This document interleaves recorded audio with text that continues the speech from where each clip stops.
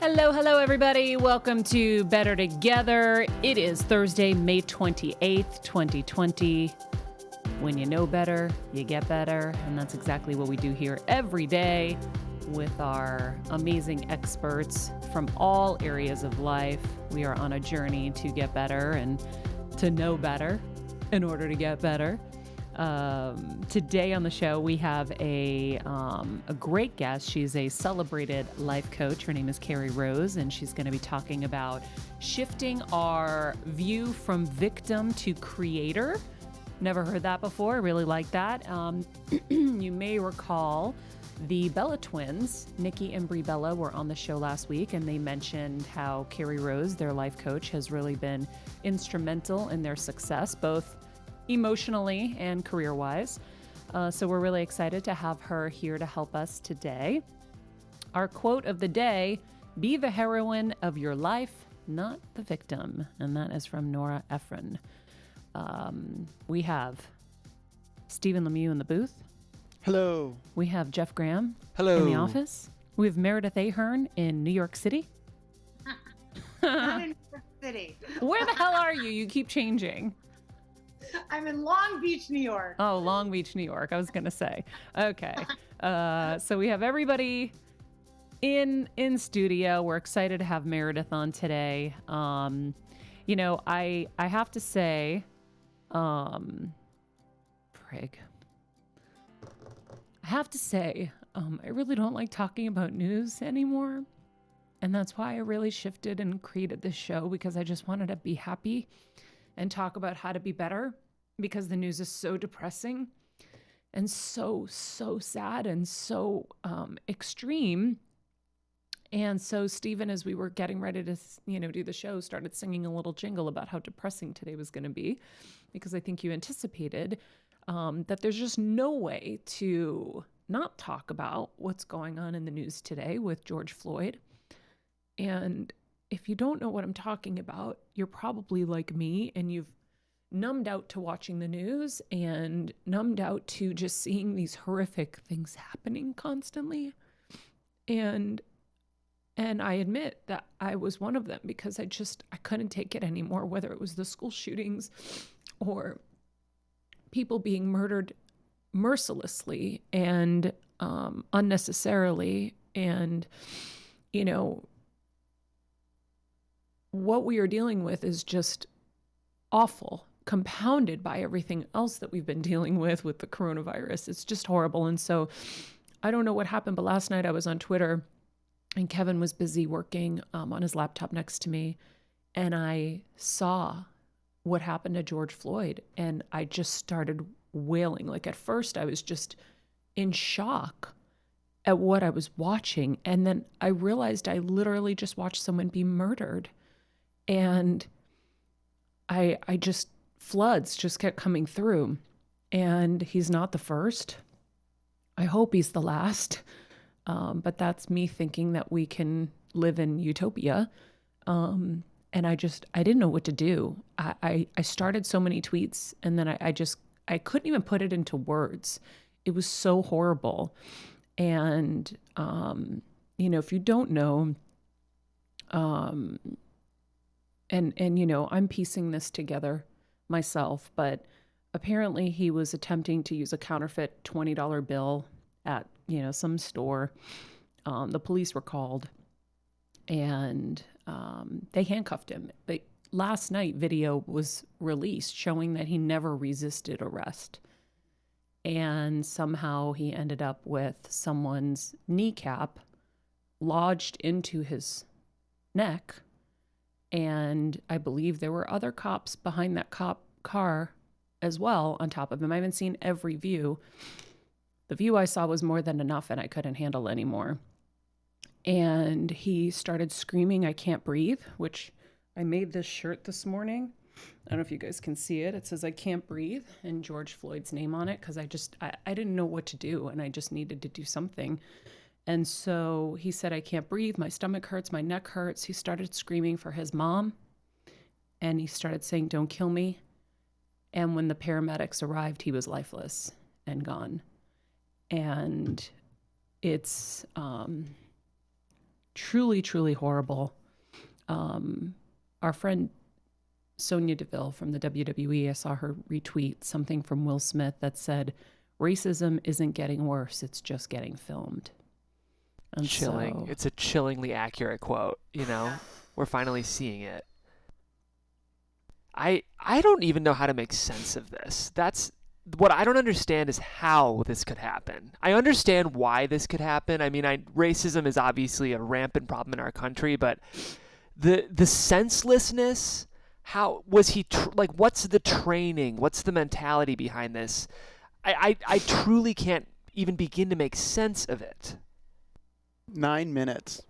Like, that's it's absolutely ridiculous. Like, 9 minutes they were leaning on the guy's spinal cord. Like, you know, I know a lot of people in these situations try to figure out, like, oh, well, it was this or it was that, or like they try to justify it in some way. And it's like, there is no justification for this at all. And they fired all of them, from what I read. 4 cops. But why have they not been arrested? Right. They should be in jail. Anybody else would be in jail. Yeah. And then you can wait for your fair trial, just like everybody else. Yeah. Okay. No, but it's abuse of power.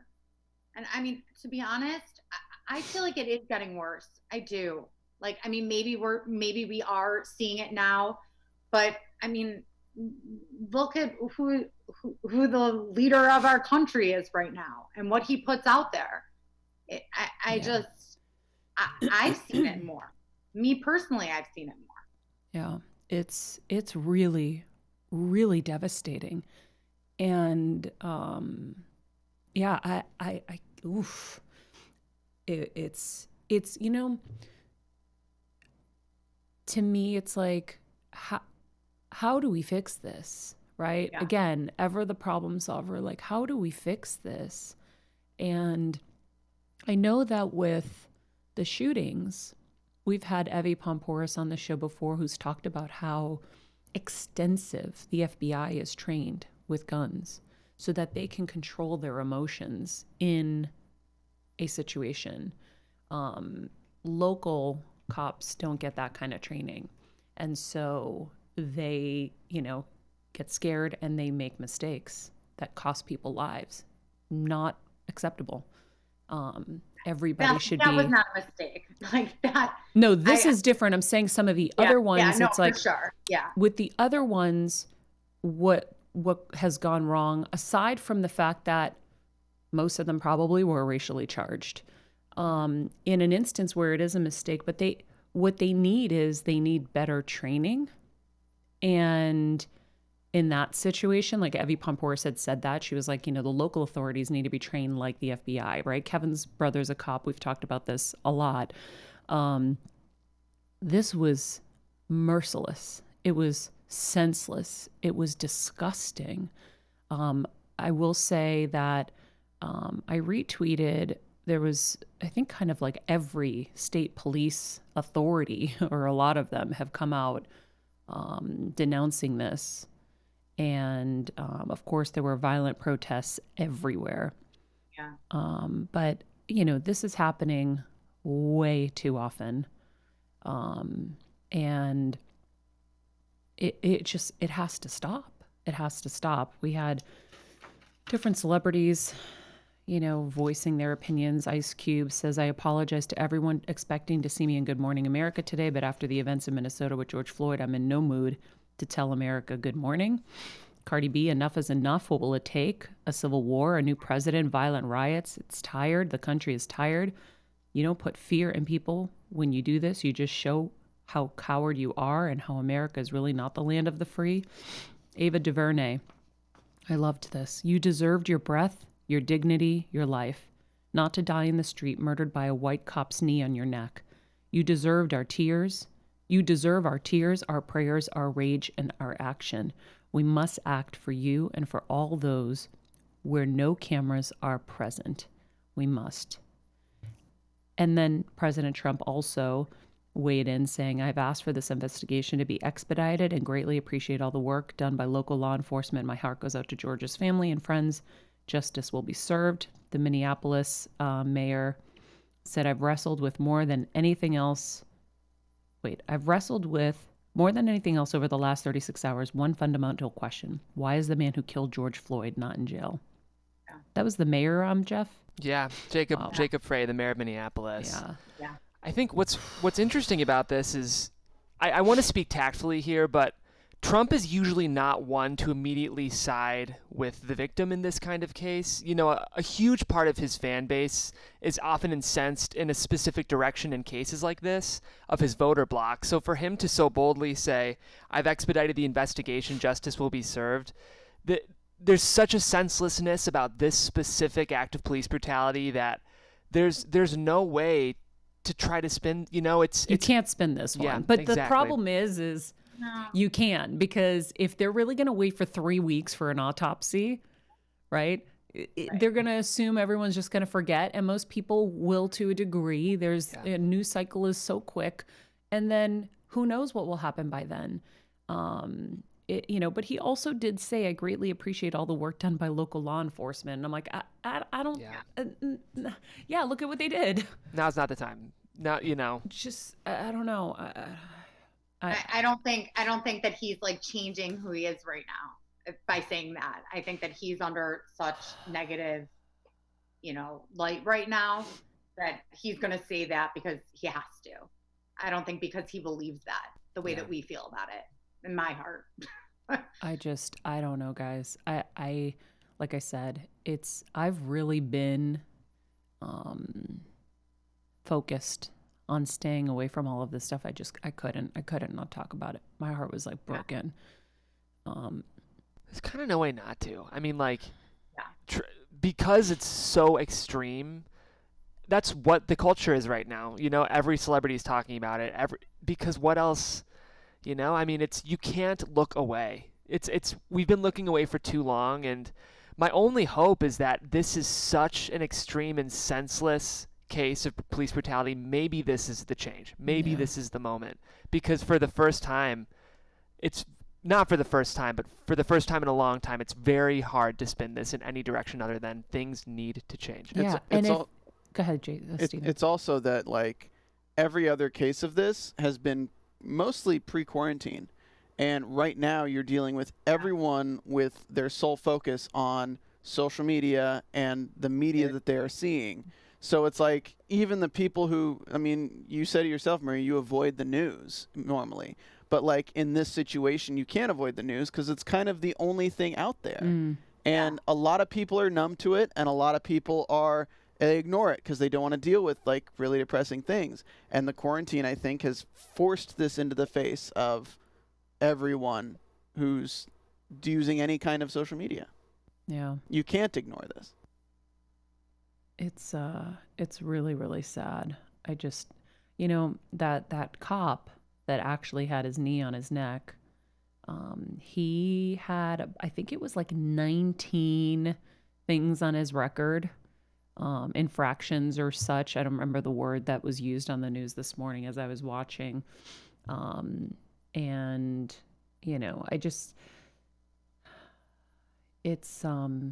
it's really, really, really sad. And so I had to say something and voice it. And,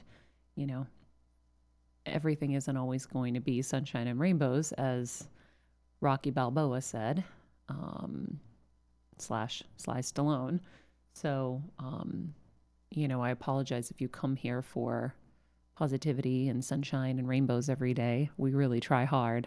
This was just unavoidable. So, I wear this today in honor of George and in honor of everyone else that has been victimized by racist, angry, sick people. And how interesting that our show today is about not being a victim, but this is in a different way. So we will get to Carrie Rose, and we will get to that. It's a different thing, obviously, but maybe she'll have something good to say on this too. But we'll keep it to what we're usually doing in this world. And since Meredith's on the show, Meredith, I'm going to put the pressure on you to change the mood now. Oh, goodness. Stop. I'm like, what am I talking about? Yeah. Oh, I will say, I didn't get my poopsie kisses this morning. Wait, guys. Poopsie kisses. What is this? Poopsie kisses? Poopsie kisses. Why don't I know what this is? Poopsie kisses. Meredith? Is this a song? Meredith, next Then time I see no. you, do you want poopsie kisses? Is that poop? Poopsie kisses? Poopsie kisses. I said it at the same time. Okay, let's catch Meredith up. And the irony is, Meredith and her mom are 1 degree away from being on the show themselves. Oh. Meredith, have you ever seen the ads for Smothered on TLC? No, I don't know what that is. Smothered is mother-daughter combos and their incestuous relationship. And I don't mean like legitimately incestuous, but the fact that they're like uber close, kind of, you know. So Meredith went on every spring break with her mom, okay? Meredith parties with her mom on New Year's Eve. Her and her friends would go. Not in a few years. What? Yeah, but you used to constantly until a few years ago. Anyway, Meredith and her mom are very, very close. Yeah. So Mare, on this show, what finally got me to watch it was a commercial, like a teaser, where a grown woman, somewhere around 25 or something, said, we love to start our day with a shower. And her mom and her go into the shower, and she's like, I feel so comforted when my mom washes my hair and bathes my body. Okay, it's like the furthest thing. We don't even like really hug that much. I don't think I've hugged her since I've been here. I'm definitely like past the quarantine part. Okay, so that's why I said you're 1 degree away. Anyway, Mare. Yeah. It's the most brilliant thing I've ever seen. So I don't think that seems like something I would want to watch. And so there's one mother and daughter who we're obsessed with, and she wakes her daughter up in the morning with poopsie kisses. Poopsie kisses? So she kisses her and licks her all over her face, and she's like, and she's all giddy, and then she chases her around the house like a little kid. And so Kevin woke up the next morning and he goes, do you want poopsie kisses? And I'm like, yes.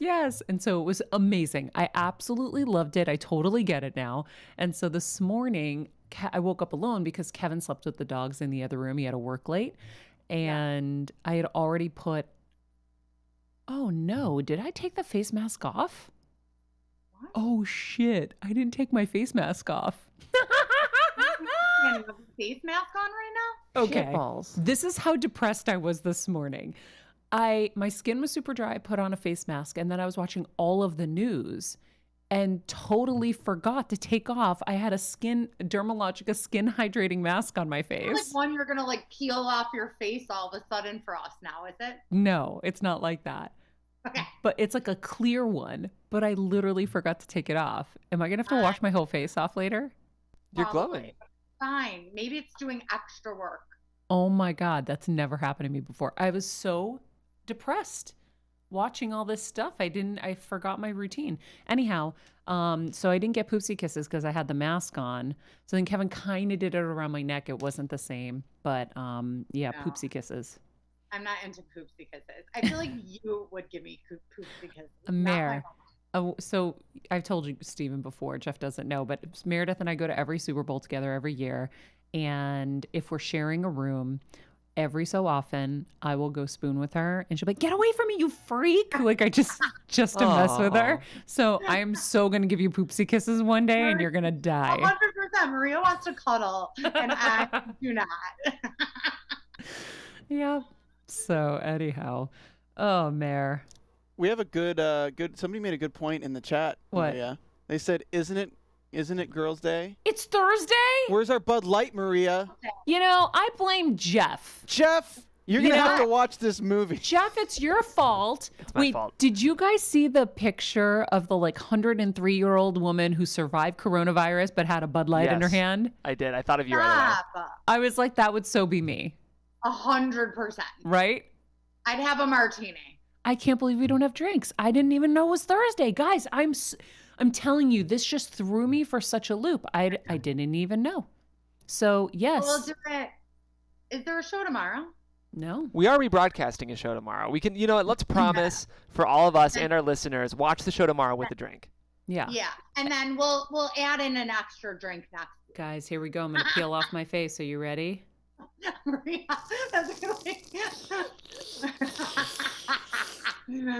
that's what she normally looks like, people. I've never done this before. I can't believe I did that. That's so crazy. Anywho, must have just soaked up right up into my skin. But yeah, Grandma with the Bud Light, she is totally going to get a commercial. Oh, yeah. Definitely. We're seeing her again on the Super Bowl. Do we know where she was located? Like what city? Let's find her, Jeff, and get her on the show. Wouldn't that be so cute? Next Thursday. Like Thursdays for the preview night. ladies. Perfect. Yes. Okay. I'm on it. I'm on it. I'm on it.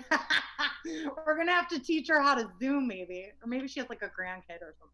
Yeah, I know. You know, grandkids, they're usually lame when it comes to helping parents.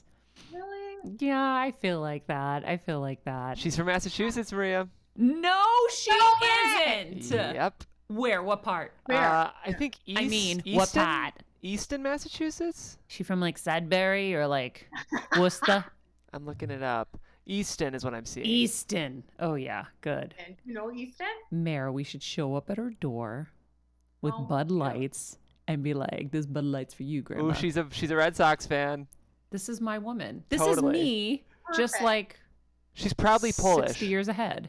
She's the Polish version. This is Perfect. amazing. Okay, I'm going to get her. Guys, she's 61 years older than me, I think. Isn't she 103? 103. This photo. We're going to get her on. I'm going to make it happen. Like, where's the math here? Next Thursday. How Ladies much fun would that be? I'm so Ladies excited. Day with Mrs. Her name is boy. I have all of her kids' names. What's her Oh, last I thought name? her name was Boy. I was like, No. Her last name is Stania. Okay, Mrs. Stania. Yeah. Yes. Incredible. I can't wait. This is going to be This so will be good. so much fun. Yeah. We got to have her. Mary, do you have big plans for the weekend? I don't think so. It's a stupid question. What are we going to do? Right? I've got so many plans. I think it's gonna rain for a couple days, but Sunday, if it's nice, then I'll do the beach or the boardwalk. But I'm not laying out at the beach yet, even though I did see this guy, which I want to buy, created. He's like selling them now. This beach social distance blanket, and it's like 15 feet by 18 feet. Stop it. And has like a cutout in the center so you can put your chairs and still put your feet in the sand and stuff. Oh, that's hilarious. But it's like keep away. Yeah, exactly. Oh, I love that. Like, I wish I honestly was looking for them. I'm like, why didn't I come up with this? I In my know. new business. That's so true. I just forgot what I was going to say, but I feel like I keep thinking like, oh, okay, it's the weekend. What are we going to do? And then I'm like, oh, can't really do anything. I have to ask though, Jeff, Kevin said that you're like really freaking out paranoid about getting the coronavirus. What is the new resurgence of freaking out? Is it because of the story I said about Alyssa's colleague? You know, I think it's more just I'm especially aware of social distancing. I think it's more that Kevin, you know, he likes to talk, he's a close talker, and I've just been like, you know, I just want to be careful. I want to feel like I'm doing my due diligence. I know. So You're it's just afraid of Kevin? I know Kevin does not like want to hear it anymore, I feel like. he's so, over like, it. Yeah, so yesterday he was socially distancing with Kelsey as they were working outside, and they were 2 feet away. Right. I go, guys, that is not social distancing. You got to be 6 feet away. And I keep telling him, like, Kevin, I'm going to suffer. I have asthma. I will suffer. So last night I'm in bed, and somewhere around 2 a.m, I wake up because you know when you're breathing in and there's like a slight thing that happens where it hurts. Wheeze? No, not Yeah. a wheeze, where it's like in your nose or something and back in there, and it's like a piece of dust and you keep choking on it and like you're getting phlegmy and all of that. And I was like, oh my God. And I started panicking and I'm like, oh my God, what if I'm sick? What if this is happening? I just found out another friend of ours got the coronavirus. Wow. And so I started panicking, and it was allergies. And so I remembered I just got some natural allergy medicine that I was going to try, and it was in the cabinet, so I was too lazy. I had one Zyrtec left in my nightstand. So I took that and everything got better. Thank God. I was so freaked out. But yeah, I'm definitely nervous about it too.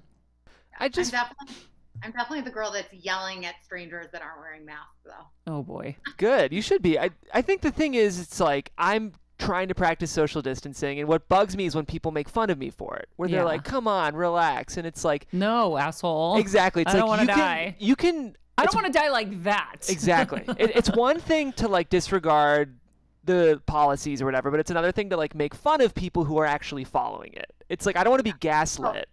Yeah. You know? For sure. Yeah, no, I won't be making fun of you at all. Did I tell you about when I was walking the beach? And you know, I'm like, I'll pull down my mask or my bandana a little bit when no one's around.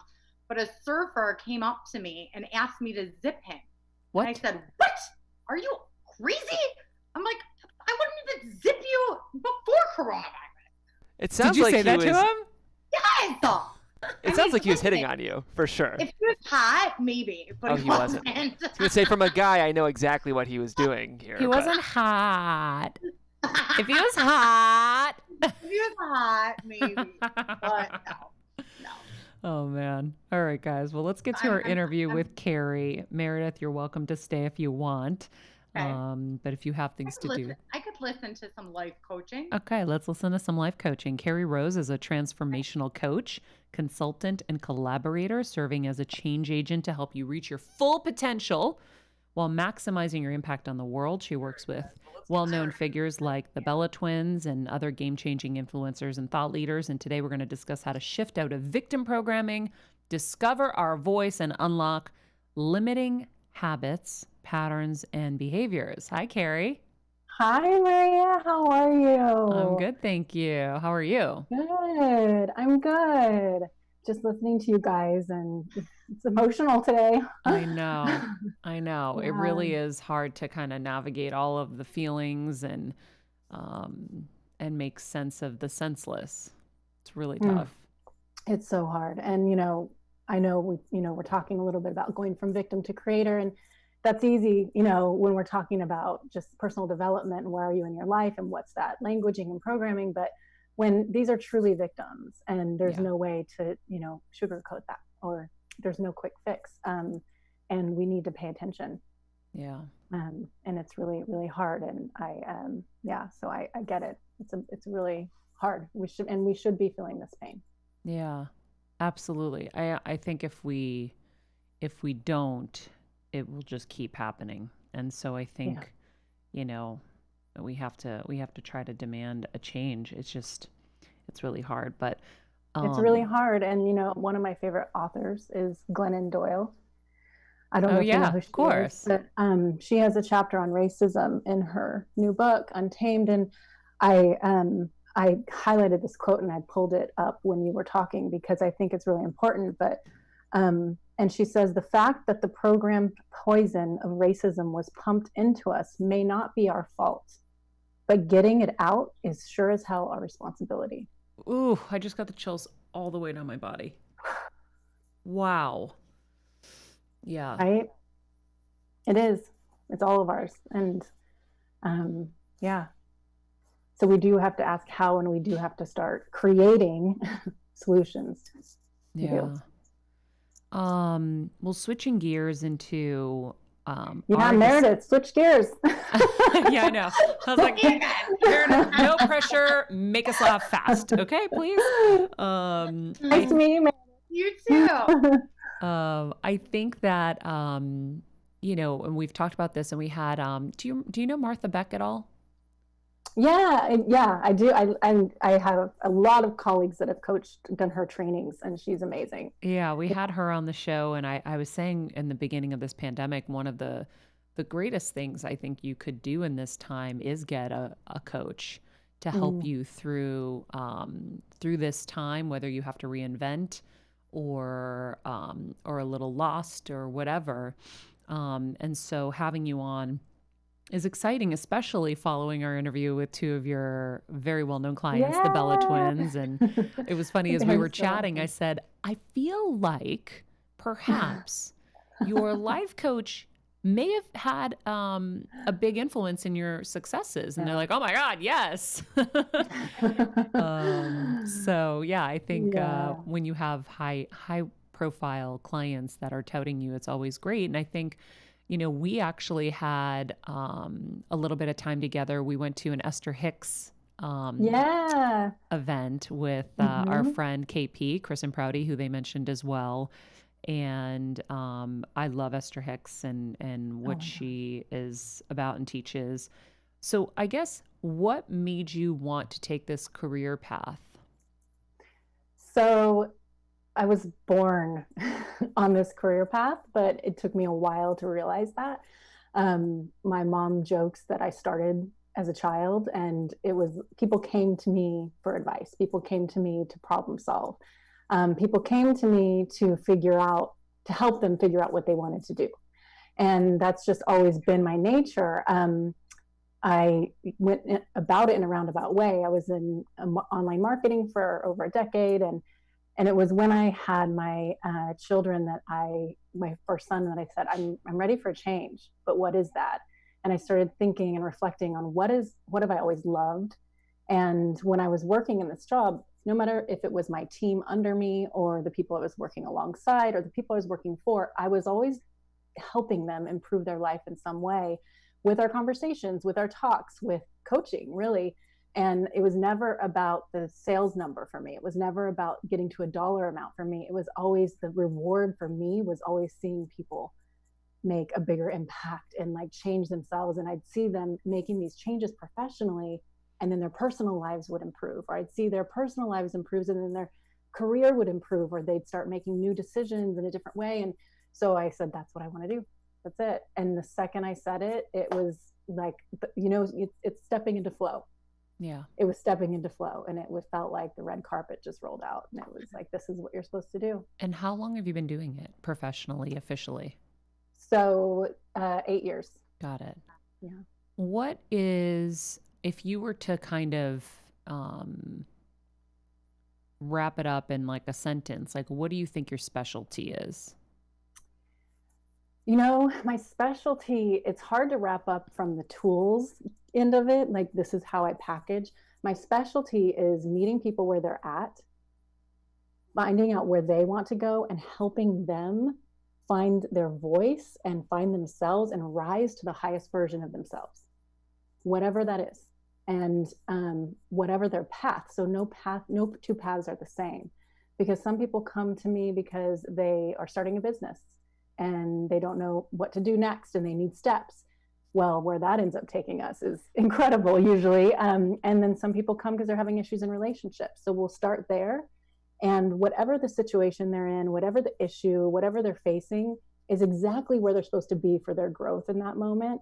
And the tools will come up as they need them. Mm-hmm. And over the course of our coaching, relationship, we'll get all the tools, but there's no this is my 12 steps. Yeah. It's all very much a co-created journey of helping people get to know themselves and hear their own voice and start using their own voice and start making new decisions from a place of, it's about what I truly know I want and who I truly am, rather than the outside world and what the outside world's telling me I should do. Is there a level of intuition that goes into this too? Absolutely. Yeah. I mean, there's many of my sessions, I won't remember what I said.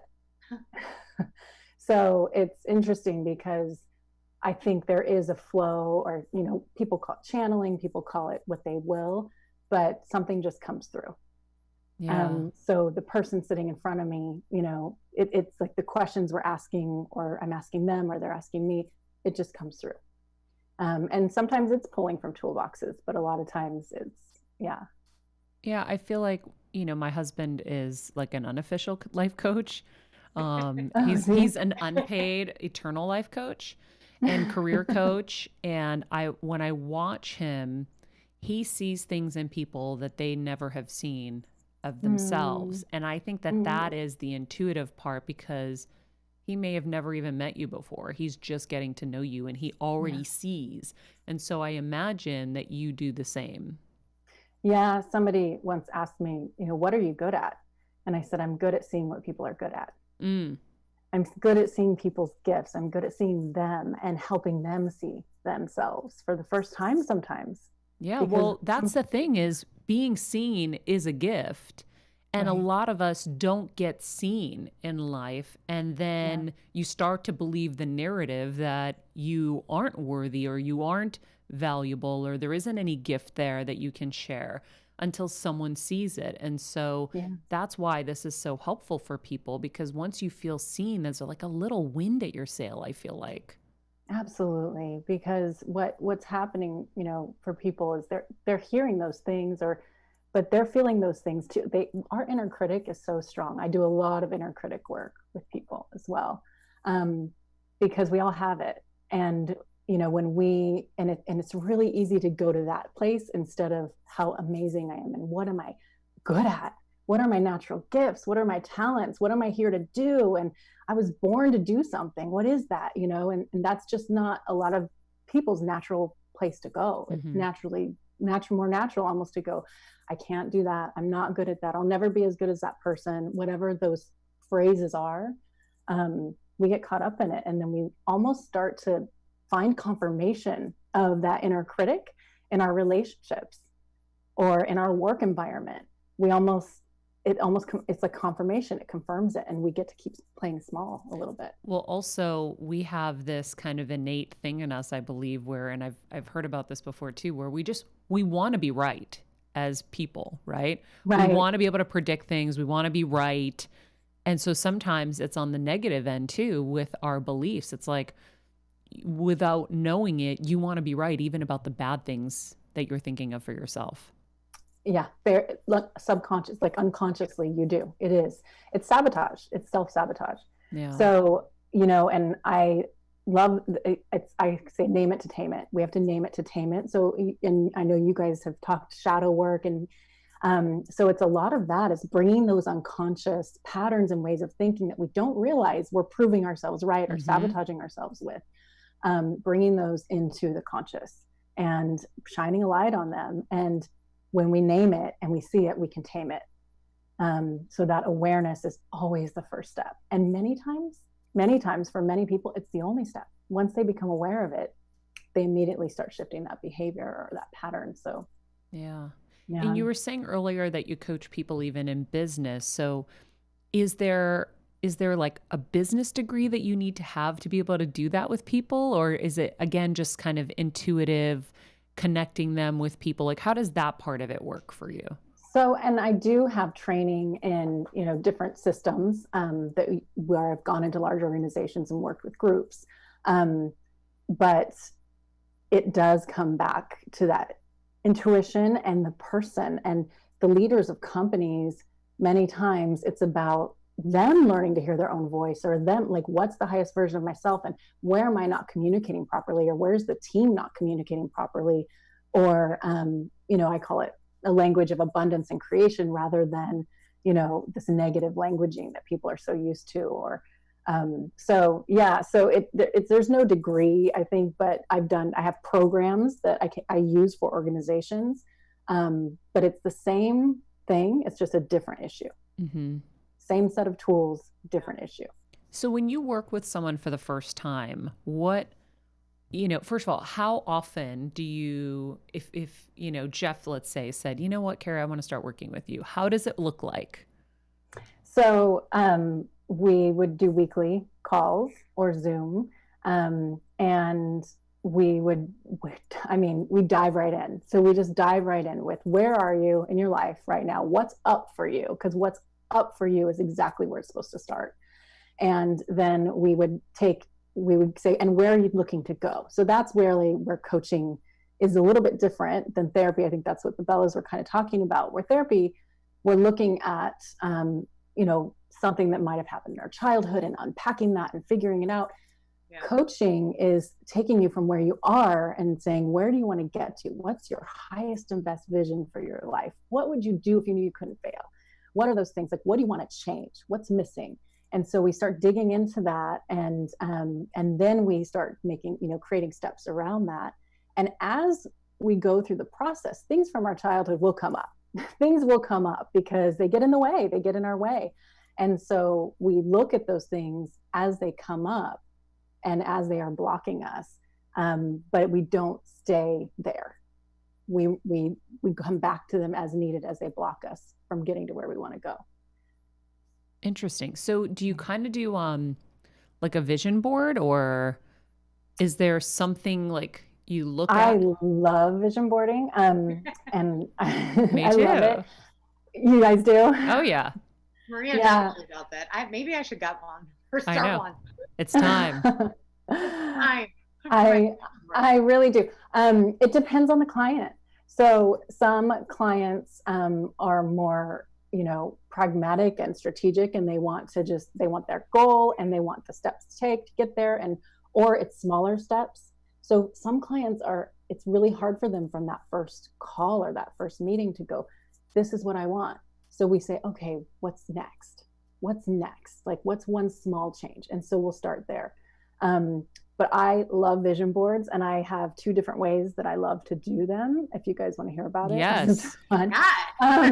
So one way is, we kind of can write down our goals. Like, this is what I want in these areas of my life. And then we find pictures and visuals that support that, and we kind of put it all up, and we know what we want. And that's just the more pragmatic, in our thinking way of doing it in our minds. There's another way that I love that I feel like is kind of our soul subconscious telling us a story, where you just flip through magazines. You just get a stack of magazines and you start flipping through them, and you don't know why you like something, or it gives you this rising feeling of happiness, and you don't know why. It doesn't make sense, and you just rip it out, and you don't think. And you do this for as long as you want until you feel like complete, or you've gone through every magazine.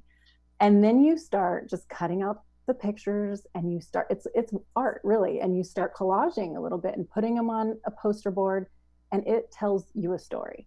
And I've had, animals come up. The peacock, there's peacock feathers behind me, was a big one that came up, and it was all about, and then I was like, what's the meaning of that? And I just loved the colors of it, but I didn't realize, like, the spirit animal meaning of this is, to show your true colors and to let yourself shine, and intuition. It was just so many beautiful things, but things like that will come forward that you're like, oh, this is what it's telling me. And then I'll kind of start layering words and goals on over that. So that's a really fun process I like that. Mm-hmm. Yeah. What other processes do you put people through? That's so cool. It depends. One thing that I love is, I really think that we can have fun sometimes with even hard things and, hard issues that we're going through. And with the inner critic, for example, that we're talking about, naming it, but literally naming it. So giving it a name, where you start to hear what the common phrases are that it's saying to you, and you start to kind of give it a voice of its own.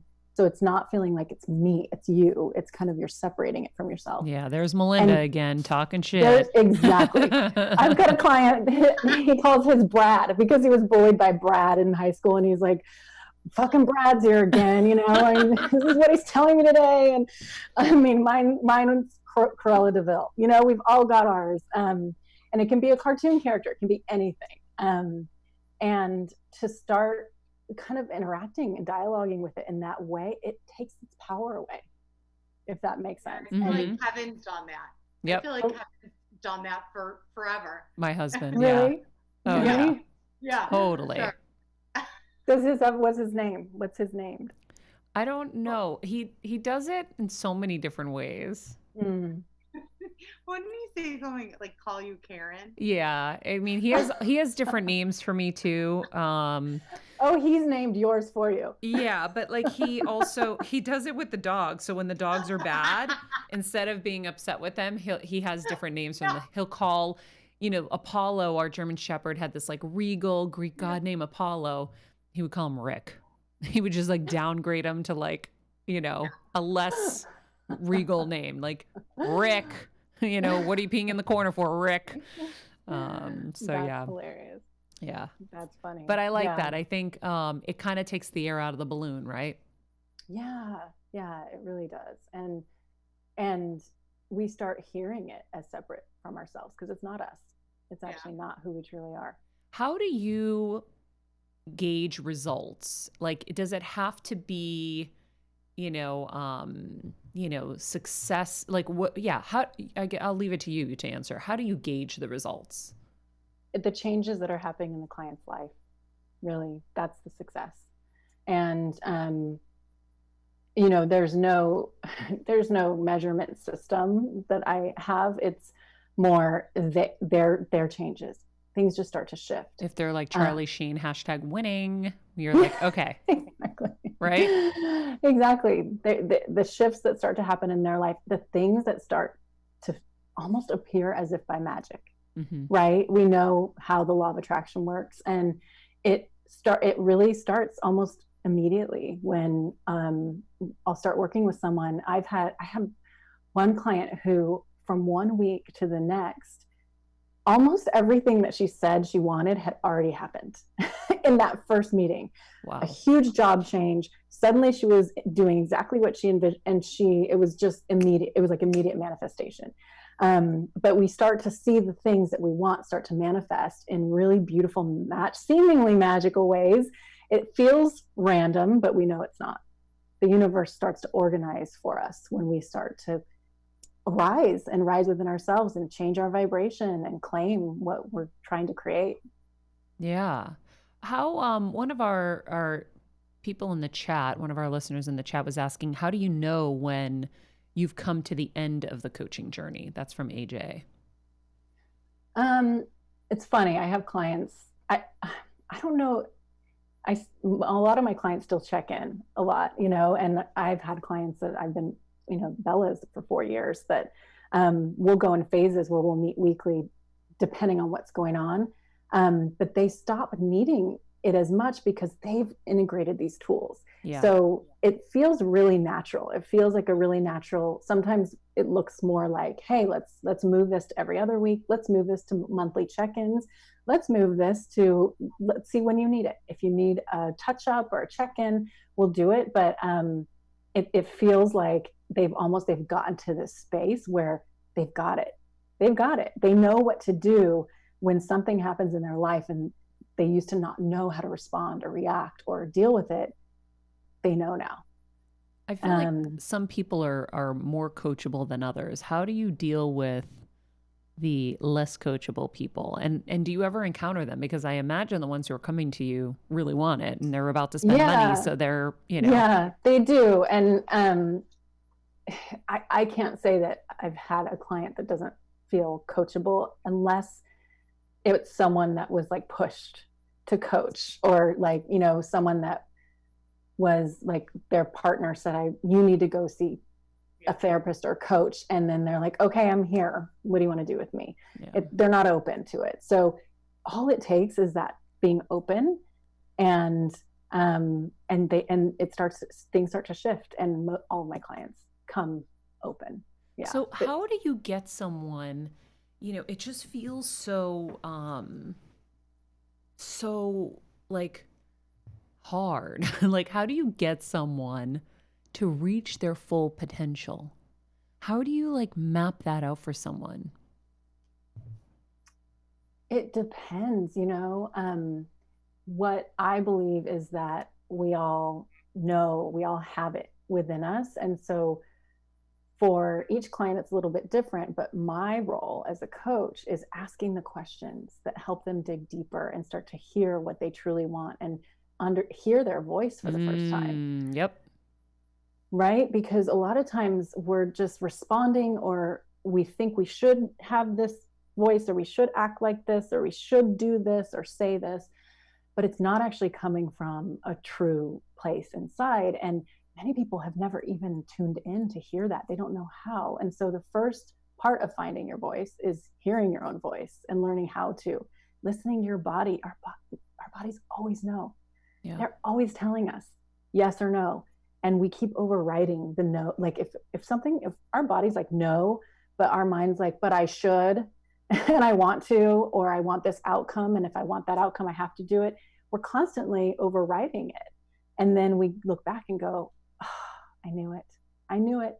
I knew it. And I didn't listen. Right. So it's that voice and tuning into that voice that's really a lot of times the first step. And once we get to that space and we start to make decisions from that space, everything really starts to shift. Mare. Yeah. Do you want to be a guinea pig for Cari right now? Sure. Well, because Jeff had said that you'd be willing to do a little bit on the show, and at first I was like, I don't think that's going to translate. I don't know. I'm like, but now I'm sitting here, I'm looking at Meredith, and depending on how open she wants to be, she can share stuff with you. But I feel like Meredith was my assistant for years. I've never met someone more dedicated and more hardworking. And I feel like she needs to reach her full potential. And so I'm sitting here and I'm like, yeah, maybe you can do a quickie, like, kind of, just so we can see how this works. I've never had a life coach other than Kevin, and Kevin's kind of been my like ice skating coach. So he's like a lot for me. So, he'll wake me in the middle of the night, like, you really should be doing this. And I think we're going to build that. And da-da-da. I'm like, Kevin, I'm freaking sleeping. So, at some point, I love him already. Yeah, you guys should know each other. He eventually, like, I've tuned him out a little. And then I kind of have, Tony Robbins has been like my surrogate life coach because of all the events I've gone to and the friendship that we've built. Yeah. But I've never worked with someone directly. I really want to at some point, just to see a different perspective, right? But I think, Meredith, I don't know. Maybe this was meant to be today.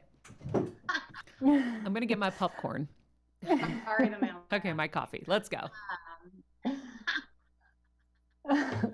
Meredith, is there anything up for you in your life right now that well, as of this morning I was furloughed, but I mean, I'm a realist.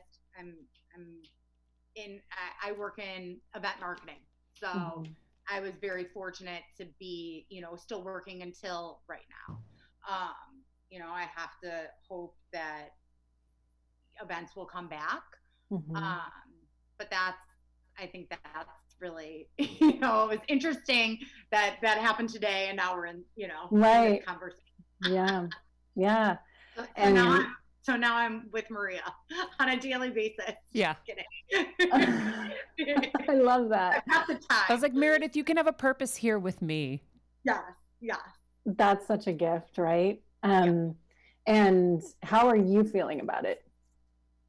I'm okay. Honestly, like, I think it's not unexpected. It's like we don't have the work right now. I don't really know a lot of people in our type of business or industry that hasn't faced this. So it's sad. I love what I do, but it's the current state of what's going on right now. I think it definitely leaves room for reflection and see what's next. Kind of, what am I supposed to be doing? I hope that like my work does come back, but I don't know when that will be.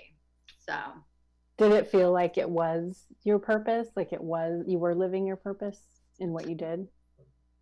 Yes. I mean, I work in a crazy business that can be very stressful. It can, eat me alive sometimes, but the end result, the reward is I'm so happy after the fact, but I do, absolutely, connect with what you're saying, that I can do that to myself. I can eat myself alive sometimes, but I got a calendar invite for today yesterday, and I was pretty much expecting, I knew what was happening. And I sat last night and kind of, wrote down some of the things that like, I know like that I brought to the table, or the relationships that I've built starting at 21, working with Maria in LA. or, my background of what my, just the world that I grew up in, my dad working in television.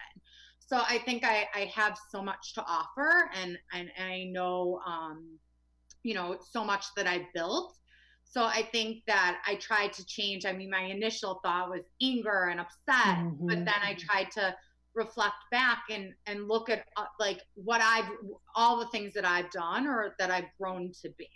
Yeah, which is such a beautiful perspective, because you're already moving into the positive and moving into that really creator, programming. So if you could zoom out and think about, this not being something that's happening to you, but something that's happening for you, what would you say the reason would be that it's happening for you at this time? I don't know. I mean, maybe like I am supposed to be doing something else right now. I don't know, because I know that I love what I do. I know that I love my clients. I've been really fortunate that I've gotten to work. I mean, I'm in event marketing with brands, so I've gotten to work on brands that I'm super passionate about. But there's other doors, and I don't know, because it's going to be a few months probably, and so looking at that and zooming out and not even thinking of it from a work career perspective. Yeah. Why might this be happening for you? I think, Carrie, if I can interject really quickly, I think also in your journey, Mare, since you've left here too, and that's across all of your jobs, I think sometimes you have felt like you've given more than you've gotten. Yeah, probably. Just want to say that. For sure. Yes. For sure. Yeah. Yeah. I take my work so very, I mean, Maria said, I'm one of the hardest workers. I love to work. That's she for sure. Never quits, Carrie. She will work till midnight, till 2 a.m. with a smile, never begrudges hours, never counts hours, never, always positive. I've never met anyone like her where she will just keep going and smile through it. It's like she gives you her whole life. But what's amazing about her is she still has like a full life outside of work. She makes her work fun, but then she makes her her personal life fun, and it's very full. So I think because her personal life is so full, her professional life feels full too. I don't know. She's a very weird little creature, this little Mary. Unicorn. I am a unicorn. But and I love where you're going with this, where it's like it's happening for you. Maybe you can maybe guide her into what that next step is. I don't know. Yeah. If you're stepping into this kind of spaciousness, right? And you can view it as a reset. Yeah. And so where in your life do you feel like you would want to start resetting or starting something new or changing some things? Like maybe things are out of balance. Maybe they're not. It sounds like you have a full, happy personal life, but where might things be out of balance? Yeah. I don't put, Maria knows, I have a full personal life, but with friends and my mom, but in other parts of my life, like relationship life, I have kind of, let that go. So. Yeah. And you said it, you've pushed it away. So there is something about this time that might be giving you this gift of shifting something internally first and opening up to that part of your life coming in. Even though I don't know that I'm going to start like COVID dating. I actually watched someone on 90 Day Fiance do the Zoom date, and it was pretty cool. I just had a friend she had a bad experience. So I don't know if that's where I'm starting. But... No, I wouldn't start with dating. I would start with what you said. I've pushed that off. Yeah. So I'd start there. So why have you, and you may, I don't know if you're comfortable getting into all of this now, we can talk later, but why have you pushed that off? Like what's kept you from being open to it? Yeah. Right. No, for sure. I know. I mean, it's stuff with parents. It's past relationships, things like that is why, I am so happy with everything else that I haven't found a romantic relationship that really made me happy. So it's been easier to rid myself of that than being something that, wasn't making me happy. So maybe you start with a vision board solely about. Do I do a magazine one or all? Maybe a solely. Which one sounds more exciting to you? I don't know. It's so funny because when you said the magazine, it made me think, I don't know why, when I was younger, I feel like I did that. Like when maybe I was in high school, or maybe it makes me think that I used to do this. I actually think, because I'm quarantined at my mom's right now, that I have so many of my things from like high school and stuff like that. So I've been going through that. I actually think I have like some sort of a book that I may have done something like that. I gotta look.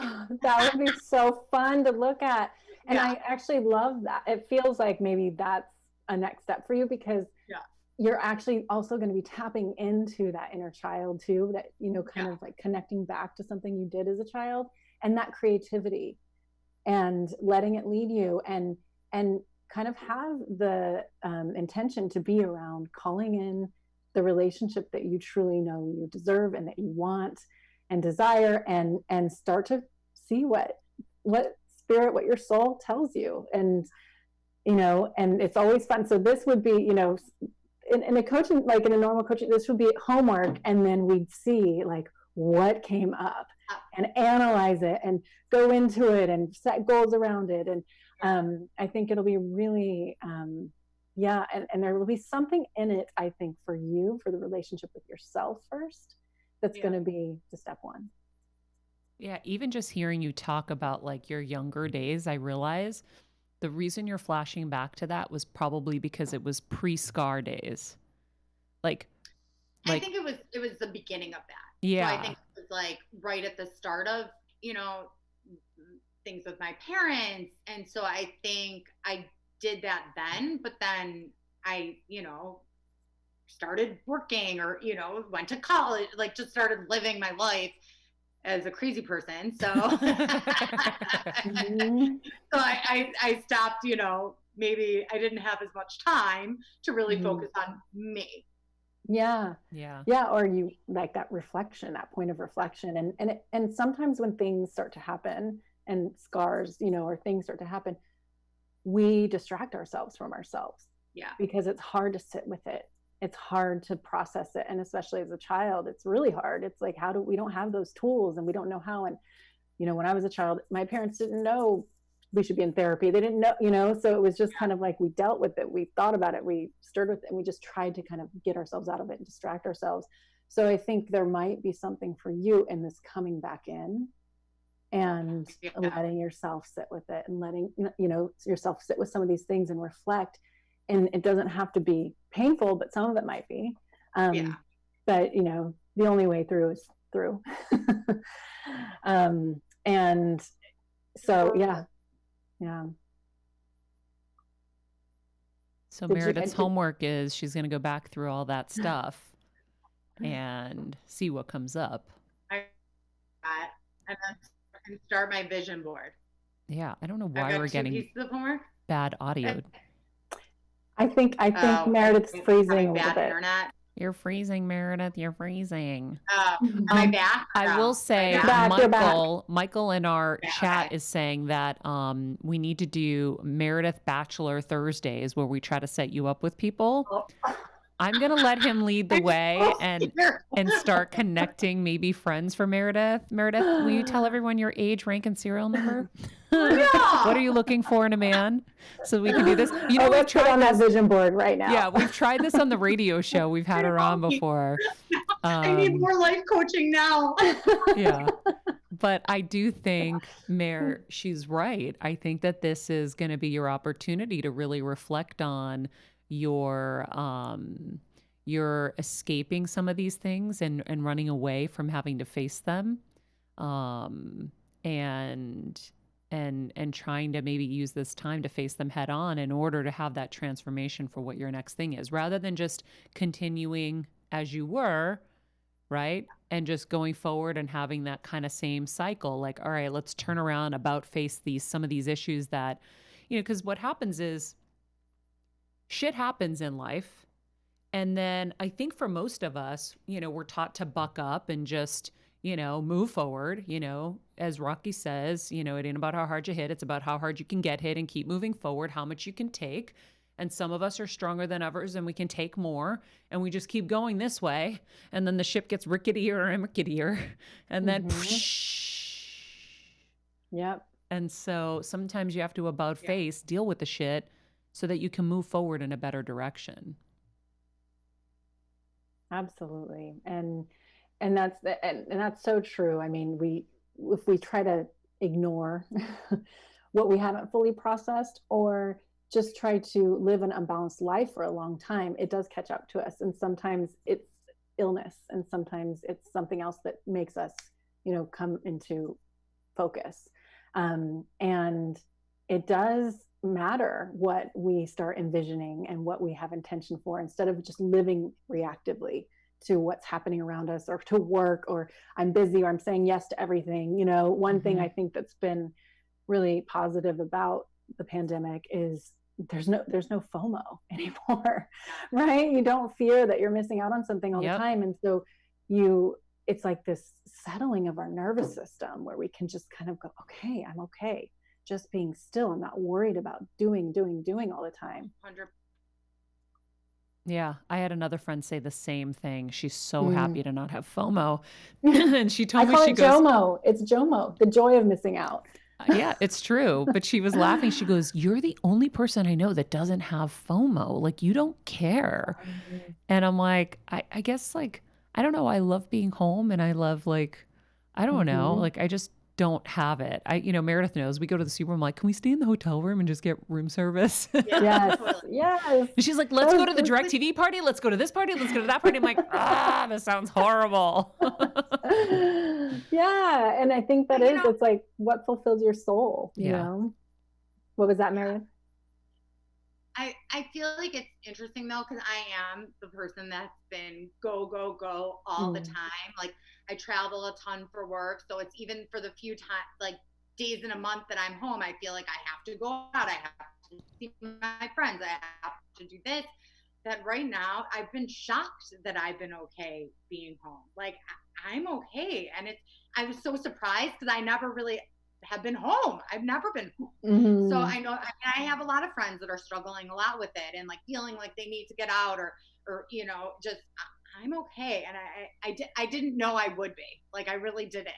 So it's been interesting to see that for sure. Yeah, and to witness my body needed it. My body was talking to me. Your liver needed it was too. Like, thank you. We can now take a sigh of relief and be still. Yeah. Carrie, I want to ask you, because you have an app called Journey 8. Will you tell us a little bit about that? Yeah. So Journey 8 is a platform for empowerment content and journeys that we're taking users on. It's basically we've partnered with thought leaders and celebrities to come on and tell their personal stories of overcoming big challenges in their life, trauma, tragedy. And we believe that the healing journey begins with a story. And so what tools did they use? What teachers did they have? And we really want to be able to reach audience that are going through the same things, but think, hey, these big, celebrities or thought leaders, they haven't been through what I've been through, but many have. Everybody's been through something. And so we're taking people on a journey through story and tools and steps to get out of it, and connecting with people in that way. Oh, so cool. I'm going to have to check that out. Yes. I guess, my last question for you, we always ask everybody, what are you doing every day to get better in your life? But also maybe like if you can add like one of the most powerful teachers that you think has influenced you. Mm-hmm. So the twofer. Cool. Yeah. So one thing that when I think about what do I do every day to get better, I do all the normal, meditate and move your body and eat well and those things and hydrate, sleep, whatever those basics are. But one thing that's, I think, crucial is incorporating playfulness into every day. Poopsie kisses. Poopsie kisses. I heard that. Oh my God. Poopsie kisses. Yes. And I work with clients on that too. Like, where's their play in your life? Where is their play? Because we do take things so seriously, or we are on the go all the time. And so just making sure we're getting those belly laughs and we're tapping into that, childlike playfulness, I think is really crucial. My teachers, I mentioned Glennon Doyle earlier. I'm a huge fan of hers and how she's gone through her life and what she's learned, how open she's been about it. I have so many books on my shelf that I could go into, but Man's Search for Meaning, Viktor Frankl, Many Lives, Many Masters is one of my favorites. And Michael Singer. I mean, there's so many teachers that I look to. And one thing I've been doing with clients and playing with clients with is, we think about channeling like these gods or goddesses, or let me channel spirit, whatever it might be, but we could actually channel the spirit of someone that we kind of know or see. So for example, I have one client that she's been channeling Michelle Obama energy, so like tapping into like, the way that she moves with grace and speaks with power and holds her boundaries, but in a really warm, beautiful way, channeling that energy, right? And tapping into that. So we can use our teachers and our guides and our heroes and tap into them, invoke that energy. It's not the person, it's the energy of the person that we can actually bring on and invoke and wear and start to feel and speak that way too. And that's been really fun. So Michelle Obama is one of mine too. I love that. Yeah. That's so cool. Well, Carrie, I feel like this was so awesome to get to know how this works. And I feel like so many people listening, I can just see even in the chat, people are obsessed with you and obsessed with, the idea of having a life coach. And Mayor, I hope I didn't put you too much on the spot there, but I know you well enough to know that I can. Yeah, I'm an open book. And, so it's okay. Thank you. And it just made sense. Like right before the show, she called me and told me, what had happened. And I was like, oh my God. She's like, but don't worry. She's like, I'm an unpaid host on your show now. I'm an unpaid talk show host. Perfect. I mean, who knows? The universe could already be putting you in a new flow. There you go. There you go. So I want to just say thank you for you guys for joining us. And thank you, Carrie. If you guys want to know more about Carrie, I don't have it here, but Jeff, you will be punished with the aforementioned movie I told you you're going to have to be stuck watching anytime you make a mistake. So we have this funny thing in our company where we make our employees, well, we used to, we haven't done that in a long time. If you screwed up in any way, you have to watch a horrible movie and take a test and pass. Meredith, you probably remember this from the early days because that's back when we used to do it. Well, maybe it was after you, but I don't have your Instagram handle or where we can find Journey 8 or anything like that. So you can just share it with us. Journey 8 is an app right now in the App Store, so you can download it there. We have an incredible interview right now that we just released exclusive with Dr. Joe Dispenza and Ed Milet. So it's really fun. Love Dr. Dispenza. In fact, we should make him our what do we call it? Our Friday. Our Flashback Friday. We're Flashback Friday. Greatest hits. Yes, we're rebroadcasting episodes. Yes. Let's do Joe Dispenza. Watch their interview. It's so beautiful when they get together and what comes up. And so that's on Journey 8 app, and it's Journey 8 app on Instagram. And my website is feeltheshift.com, and my Instagram is Carrie Rose Coaching. Perfect. Well, Carrie, thank you so much. Keep in touch. Thank you. Yes, we will. Thank you, Meredith. Thank you. Nice to meet you. Nice to meet you. All right. Well, Mayor. Yeah. You're gonna have some little bit of homework there, and of course, if you would like Carrie's information, we can connect you with her. I think it could be really cool for you.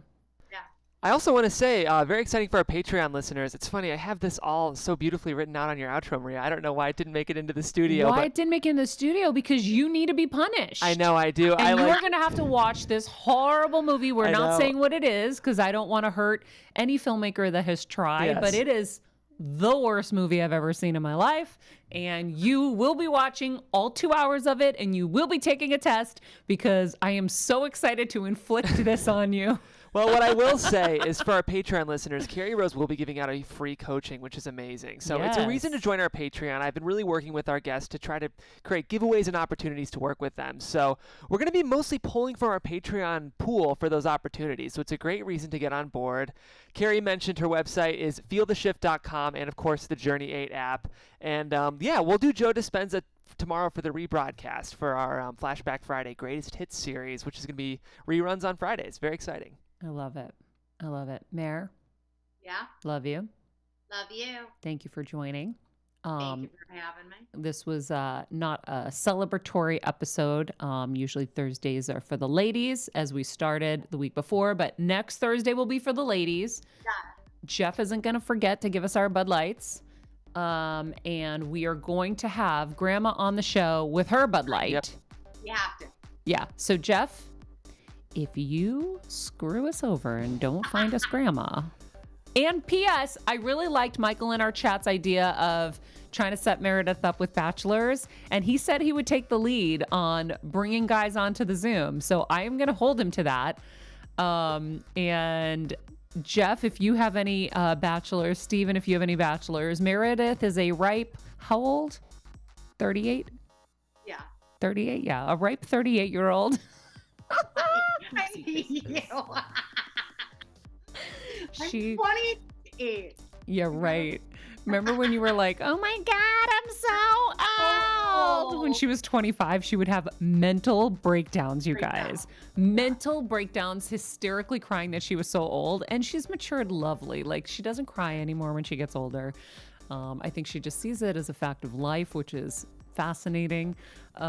She loves to have cocktails.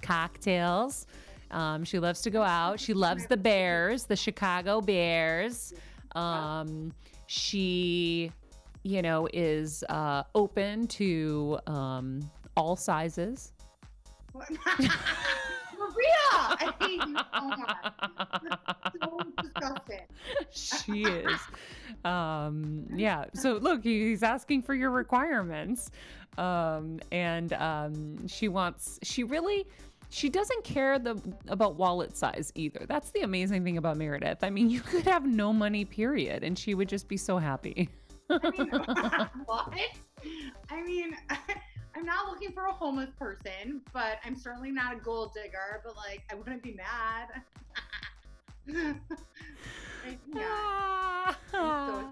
Is there any other ground we need to cover? I mean, if you have teeth, it's a plus.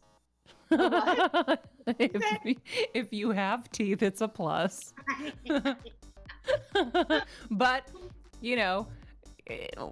as long as there's one front tooth, we're good. It'll let them whistle.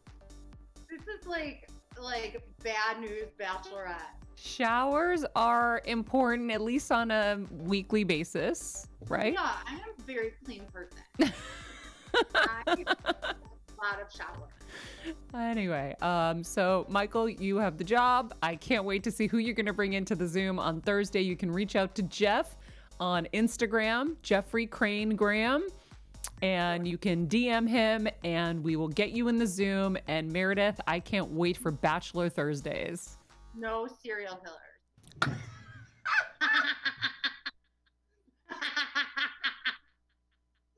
I had no idea what you were going to say. And then you're like, no serial killers.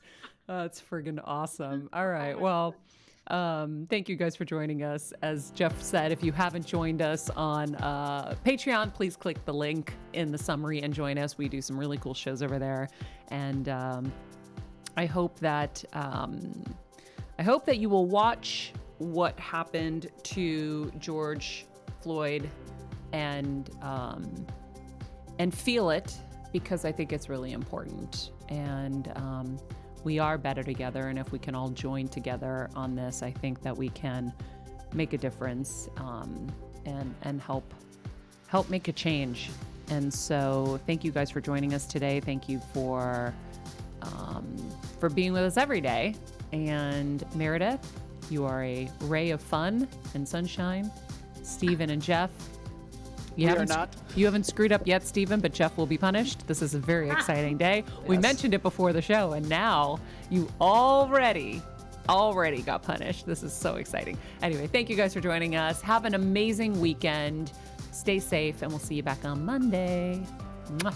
Oh, and Friday, tomorrow, Flashback Friday with Joe Dispenza. You don't want to miss this. Oh my God, this man, his brain is so powerful, and he teaches you how you can use your brain, the other like 95% that we don't even touch, that we don't even use, to heal yourself. It is the most powerful story you will see and hear. So join us. You don't want to miss that. Mwah. Be nice people, make good choices, and be present. Get your poops and kisses. And get your poops and kisses.